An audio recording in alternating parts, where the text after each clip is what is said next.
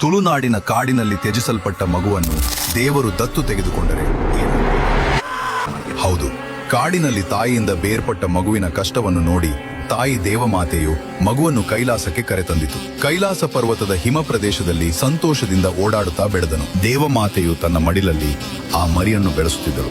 ಆದರೆ ರಕ್ತದಲ್ಲಿರುವ ಕಾಡುತನವನ್ನು ಯಾರಿಂದಲೂ ಅಳಿಸಲು ಸಾಧ್ಯವಿಲ್ಲ. ಬೆಳೆಯುತ್ತಾ ಬೆಳೆಯುತ್ತಾ ಅವನ ನಡೆನುಡಿಯಲ್ಲಿ ಕಾಡುತನ ಕಾಣಿಸತೊಡಗಿತು. ಅಲ್ಲಿನ ಉದ್ಯಾನಗಳು ತುಳಿದು ಹಾಕಲಾಯಿತು. ಈ ದುರಂಕಾರವನ್ನು ಕಂಡ ಮಹಾದೇವನು ಅವನ ನಾಶಕ್ಕಾಗಿ ಮುಂದೆ ಬಂದನು. ಆದರೆ ದೇವಿ ಮಾತೆಯ ಕಣ್ಣೀರು ಆ ಕೋಪವನ್ನು ತಡೆಹಿಡಿದಿತು. ಕೊನೆಗೆ ದೇವಿ ಮಾತೆಯ ಕಣ್ಣೀರಿನಿಂದ ಮೃದುವಾದ ಮಹಾದೇವನು ಅವನಿಗೆ ಒಂದು ನಿಯೋಗ ಕೊಡಲಾಯಿತು. ನಿನ್ನ ಜನ್ಮಭೂಮಿಗೆ ಹಿಂತಿರುಗಿ ಹೋಗಿ ಅಲ್ಲಿನ ಬಡವರಿಗೆ ಕಾವಲಾಗಿ ನಿಲ್ಲು.